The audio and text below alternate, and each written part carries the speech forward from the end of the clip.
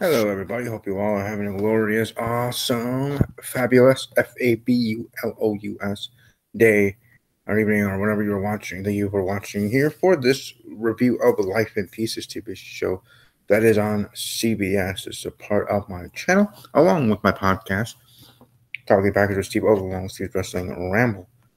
Life in Pieces, a show that I certainly have enjoyed for the 3 seasons that we've had here, and now at the 17th episode, as we slowly get to do 24. I think there is 24 for this season episode. So again, obviously with each and every episode, closer and closer to the finale of the season, and moving on to the next fourth season and so on and so forth. Now I've been thinking if I'm going to plan to do a review of each and every episode in season 4, maybe. What I've learned while doing this review, actually, to be quite honest, in season 3 is not that the episodes are bad. All the episodes are awesome. I love the show. I wouldn't be talking about the show or watching the show if I wasn't interested in said show. The actors, actresses, specifically with the Samantha character, Clementine character, both of those actresses being beautiful, awesome, sexy, and cool, draw me in, and I'm interested and I like it. But what I've learned, or what I've with reviewing TV shows, especially ones like Life in Pieces, though I love them as a viewer and as a fan and can talk about them, I can ramble about them until someone tells me to shut the heck up. Is though when you're reviewing specifically to the episode and trying to be um, professional about it, otherwise, like in the regular way of specifically with each episode that you're speaking of, and this one specifically, episode 17, is that there's less to be talked about, right?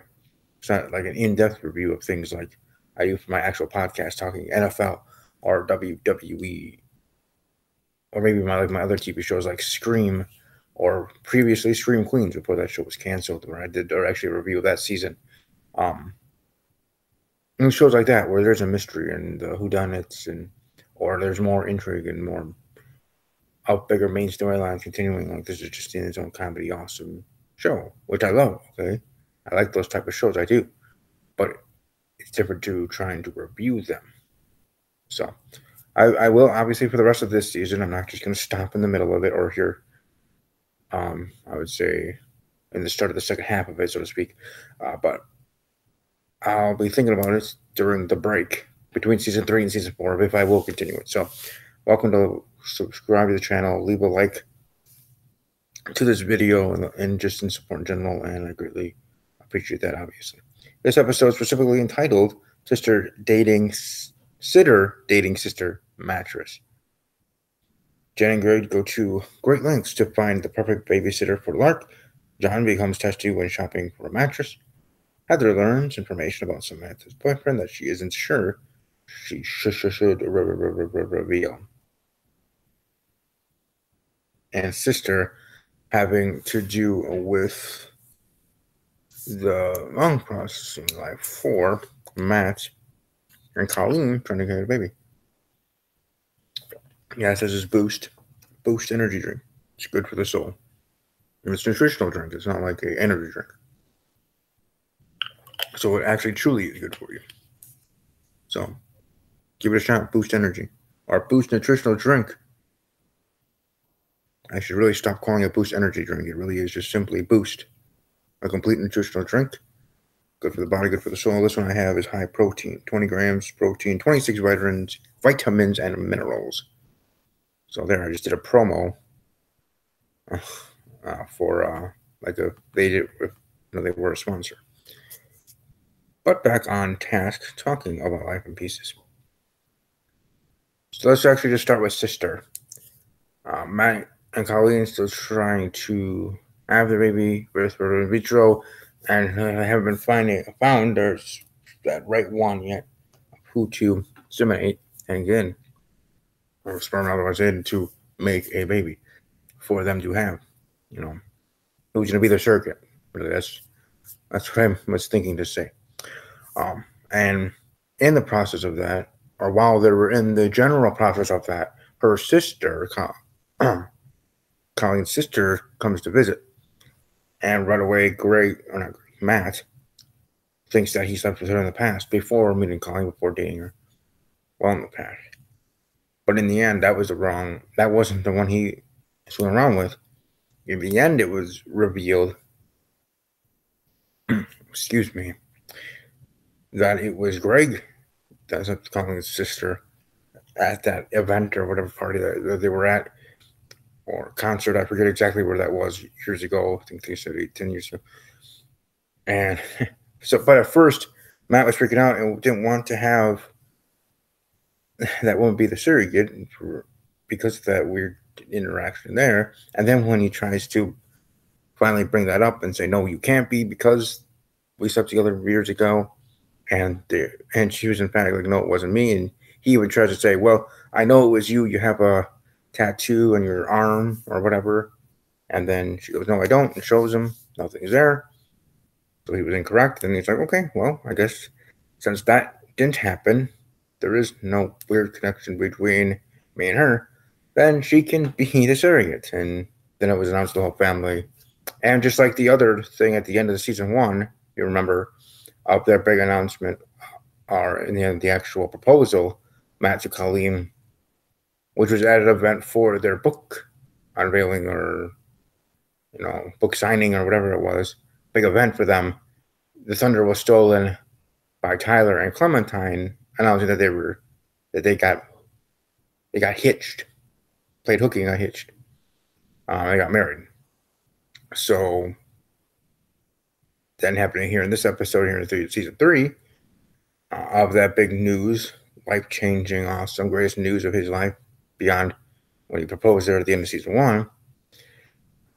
At least I would think. Come on. Anyways, kind of being thunderstorm with the reveal of it being Greg, who's with Colleen's sister, that those many years ago at that event party, whatever that was, whatever that event or thing was. So Thunder being all of it again. Anyway, it's funny with Jen's reaction.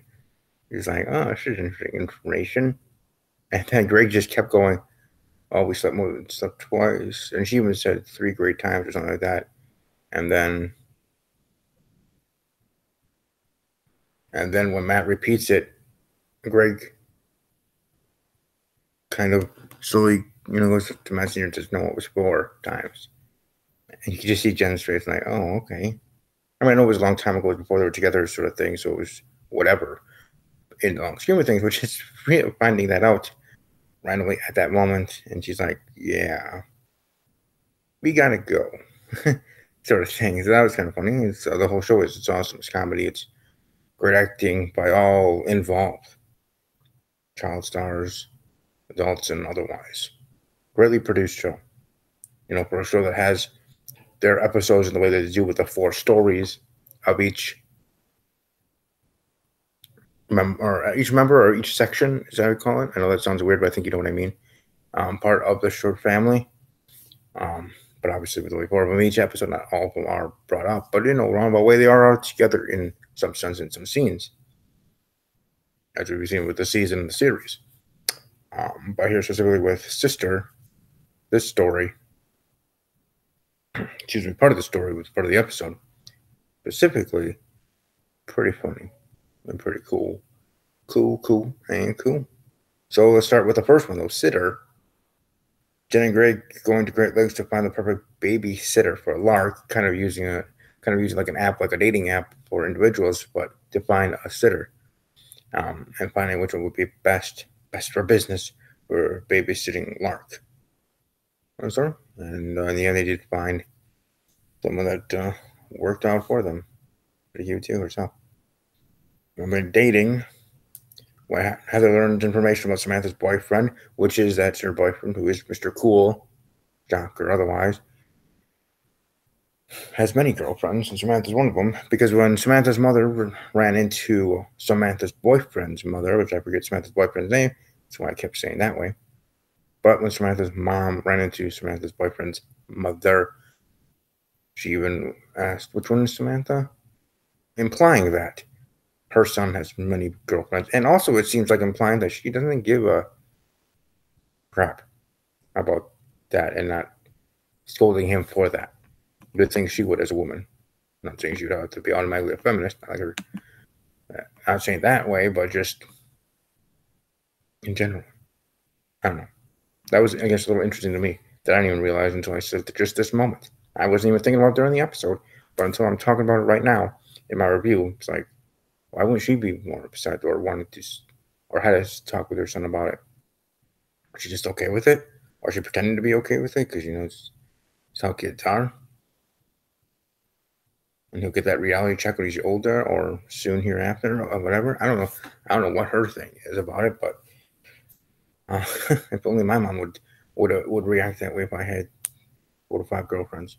So I was kind of a ladies man in high school, not in the sense of dating more women, girls. Even heck now, I am in, or not now, but my recent past of talking to somebody once.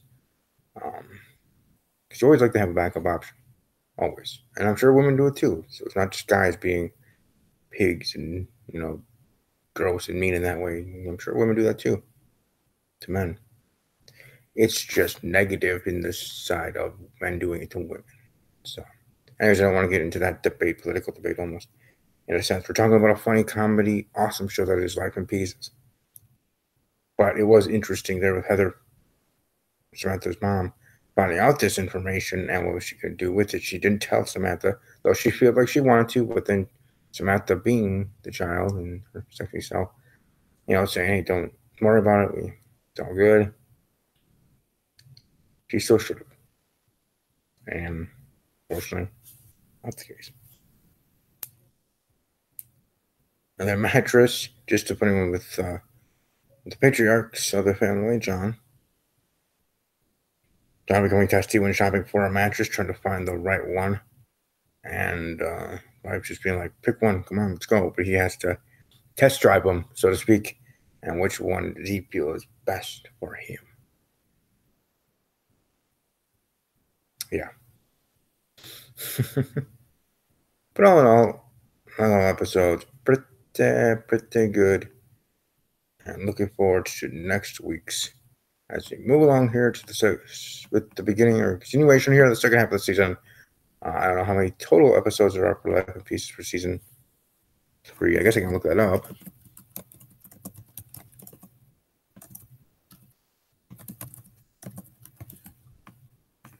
Just give me a moment here. Excuse me. I'm sorry. Episode 18, which will be next week, is Portrait Plagiarism Renter Scam. Jen is offered to cut some painting his payment for a hot new artist who like the product, so he convinces Matt and Colleen to use her idea for children's book title Clementine advertised their tiny house as a rental property. I really like that couple because Clementine's hot. So it was Samantha, but that as a couple, Clementine and Tyler. Then there's episode 19 on the 26th, the day after my birthday, April 25th. I turned 30. So welcome to follow me on Twitter and send me a birthday message on that day. Or in the comment section below of a video that I do on my birthday. I might actually do a special video there. We'll see. Hashtag. Oh, it's hashtag Throwback Thursday. They do this every once in a while. Or once a season. It seems that way. At least they did it last season 2. Where the whole episode was Throwback to What's Hot. So it's hashtag Throwback Thursday, House Destiny Introduction Retirement. So that's going to be kind of cool. More of a backstory, just like the other throwback one was of backstories in other situations. So those are the next 2 episodes. Like I said, I think there's 22, 24 total episodes. I'll look forward to the next week's and then the next weeks after that. But I think all of you that watch live, those that are watching archive, enjoy the rest of your day. Hope you have a great day. Enjoy your weekend. We're going to get some snow here in Wisconsin. That's for sure. But for you guys, stay safe, have fun, and above all else, as always, take care.